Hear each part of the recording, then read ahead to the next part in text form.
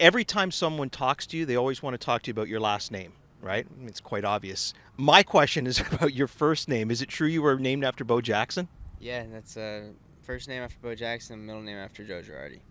Joe Girardi, that's an interesting one. But first of all, Bo Jackson, obviously you probably weren't old enough to watch a lot of Bo Jackson play, but what do you remember of Bo Jackson? Honestly, I don't remember much at all. I just know that he was my dad's favorite athlete ever. My dad always talks about how he's the best, so that's where it came from. You had other options other than the Blue Jays. Why did you want to be a Blue Jay so badly? Um, I mean, there was a couple other teams that I would have been excited to be a part of, but the thing that stood out about the Blue Jays was um, the front office, the new front office, just their kind of track record with Cleveland, developing young players, giving them every opportunity to be good. So that was a big thing for me.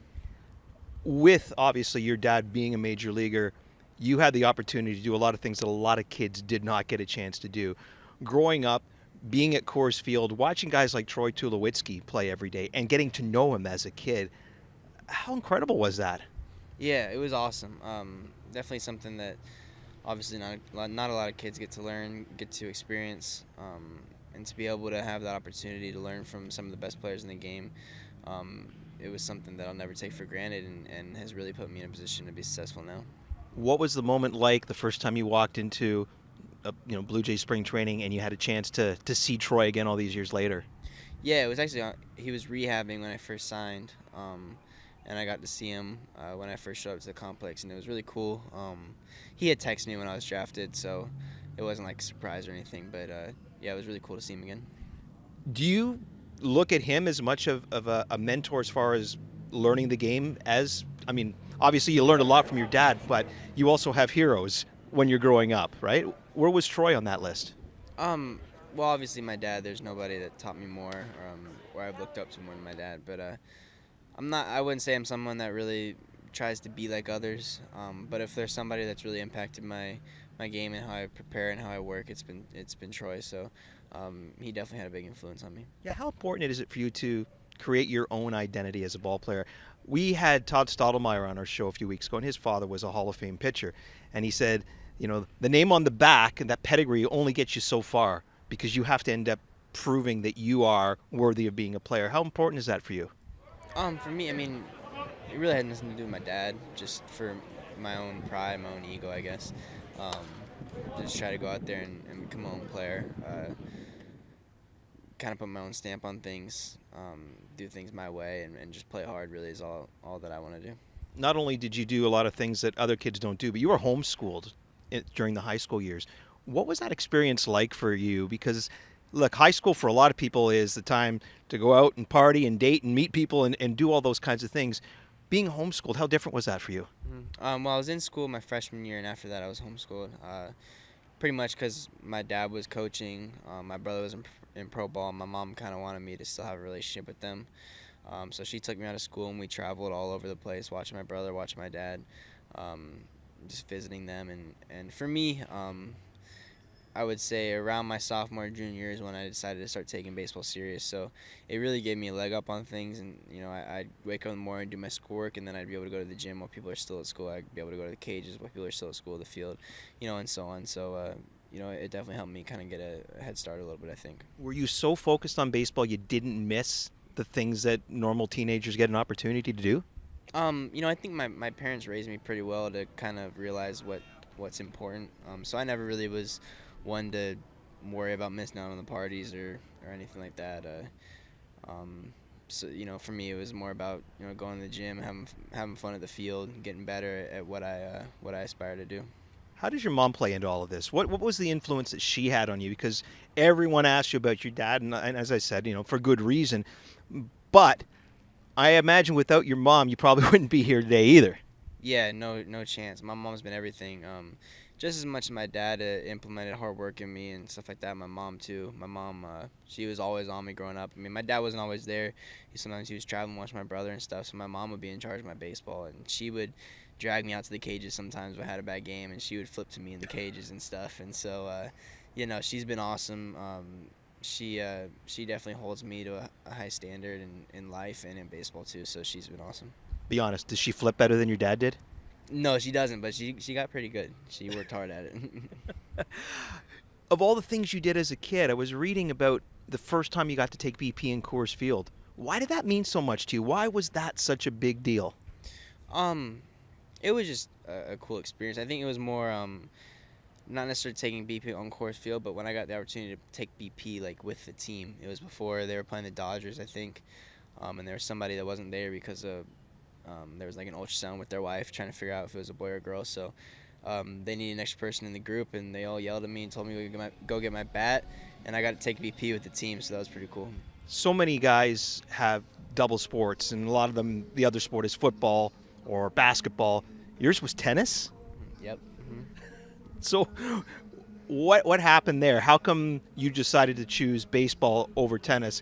Because let's face it, you can make a load of cash playing tennis, but I guess if you don't win the matches, you don't make the money either, do you? Right. No, I was pretty good, and I worked hard at it when I was young. But when I got to high school, a family decision was that we kind of needed to focus on one thing. And so for me, it was a pretty easy decision just because I kind of looked at it, and I would rather be working every day at baseball than working every day at tennis. And so that was pretty much the ultimate decision for me. Do you ever pick up a racket anymore? Yeah, in the off season, every once in a while, just to kind of continue to work on my footwork and stuff for shortstop and stuff like that. But actually, something that I want to do this off season is start getting good again. So It is funny because I played some baseball and played some tennis as a kid, and I was always told when I was playing tennis, stop trying to hit it like a baseball. It's a totally different type of thing. Did you ever struggle with that? How did you separate the two different types of hitting? no, I didn't ever. It's something I did like from a little kid. I mean, I played tennis since I was 3 years old. I played baseball since I was 3 years old. So it's just both of them were natural to me, and I never really struggled with the two. Were you a line to line guy or serve and volley? Line to line, I can run a little bit. Got a little power, but I didn't really like going to the net very much. Were you afraid of getting bonked in the head or something? No, I just rather stay back and hit my ground strokes. Well, I guess that's a good way to work. You've always had a really strong work ethic. Heard of days of you standing way beyond your position and try to make balls harder for you to get to. Is that a self-taught thing, or is that, again, a product of the way you were raised about how if I want to achieve something, I have to, if I think this is the level of how hard I can practice, I got to take it to the next? I think it was definitely instilled in me from a young age from my dad and my mom, watching my brother practice and stuff like that. But I think that as I gotten older, I've kind of taken it upon myself, and it's just the thing that I've kept with myself my entire life is that you got to outwork everybody. If you outwork everybody, you give yourself the best chance to be successful in the game, and that's really all you can control. So for me, hard work is really important. All athletes are going to go through situations where they may have an injury and they have to play through an injury. But playing through a ruptured appendix seems to be unbelievably outrageous. Can you share that story with our listeners and viewers? Because it's actually pretty mind-boggling what you had to go through. Yeah, so I was having stomach pain. It wasn't too bad for about maybe like a week and a half. It started getting pretty bad towards the end of it. So I played for about 3 games it was probably like about to rupture. It was hurting really bad. I could barely swing. But I played through it. And then one day we were in it at the Braves complex, and I couldn't even stretch. I couldn't warm up for the game. It hurt too much, and so got taken out. Long story short, I decided to go to the hospital the next day, but the night before it was like hurting so bad I was screaming. Woke up the next day, it didn't hurt anymore, and so I went to the doctor, got I think it was a CAT scan, and they said it was ruptured. So I think that night when I was screaming, it was rupturing. But you didn't have to get it removed, right? No, I didn't have to get it removed. I just I guess I absorbed the chemicals or something, and I basically ate it. I don't know. Were the doctors looking at you like, how is this possible? Well, they said it's a little bit more common nowadays, but yeah, they thought it was interesting because normally, even if you absorb the chemicals and stuff, you still get a little bit sick. I wasn't sick at all, and so I had no fever, nothing. I didn't feel sick, so it was a little weird. How much fun do you have with these guys? I mean, you do have a lot in common because there are a few of you guys that all have been around the game your whole life.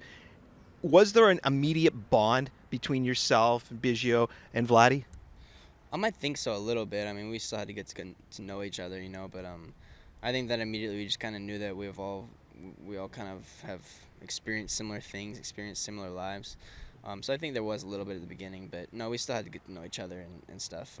They're all awesome guys and really fun to play with them. And you've been doing some translating for Vladdy, haven't you?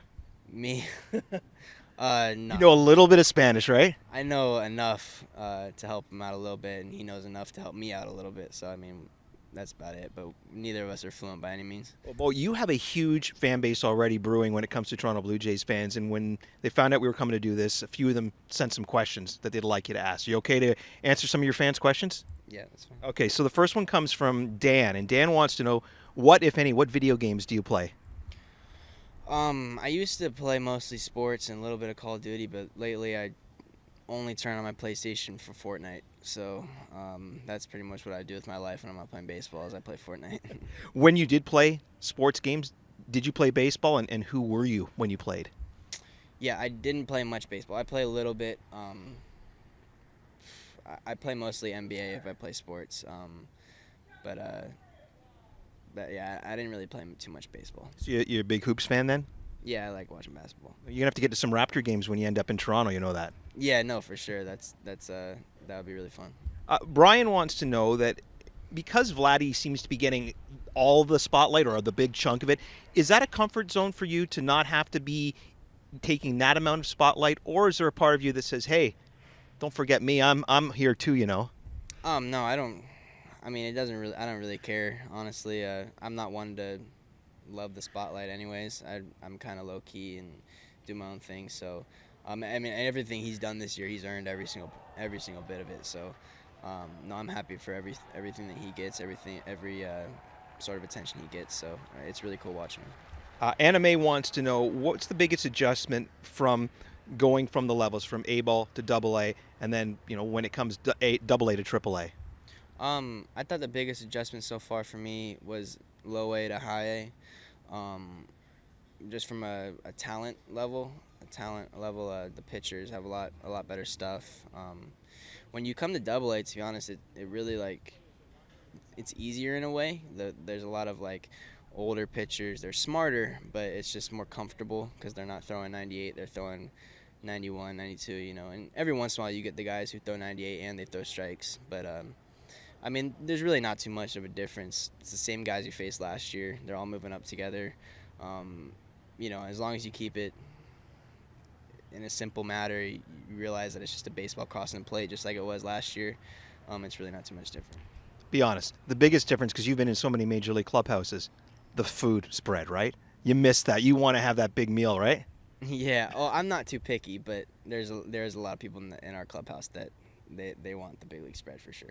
You kind of address this a bit, but Chris wants to know if there was any pressure being the son of a major league player like you are. For me, no.